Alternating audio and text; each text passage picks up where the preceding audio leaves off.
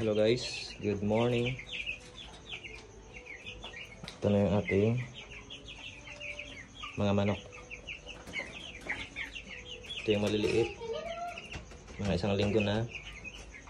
Ito naman mga 2 weeks old na. Halos mag 3 weeks na pala. Bukas 3 weeks. Okay guys, sa mga nagtatanong dyan, sa mga ano ba, katulad ko na andito lang guys sa likod lang ng bahay ang inaalagaan ng manok. Papakita ko sa inyo guys yung setup ng aking mga kulungan. Bali tatlo ito guys. Ito yung brooding area ko na tinatapalan ko lang ng plastic. Ito maliit lang to siya guys. Ganyan siya kalaki, maliit lang yan. Tapos ito yung pangalawa ko guys na medyo medium size kumbaga. Ayan siya, itsura niya. So pag may 8 na sisiw ka dito or manok, kung malalaki na guys, hindi sila magkakasya. Ito naman yung pinakahuli ko, 4x3 yung size niya.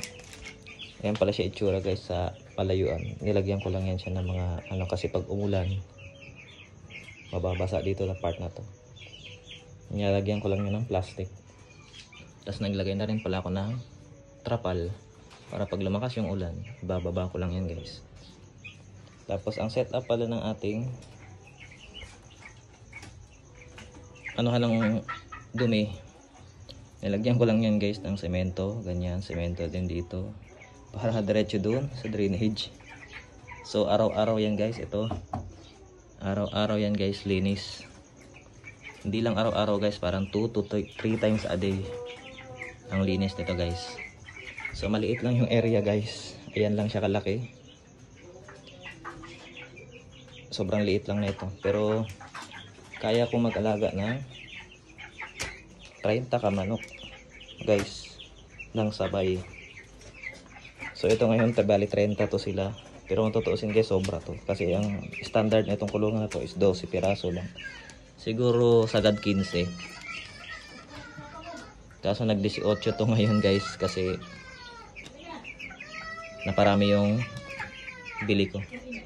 So ayan lang pala guys, sa mga katulad natin dyan na nasa likod lang ng bahay yung kulungan, tapos gusto mag-alaga ng manok, ganyan lang guys, sukatin nyo lang. May maliit lang akong daanan dito, tapos ayan pintuan namin. Ayan lang guys. Silipin muna natin sila. Happy farming. Alright.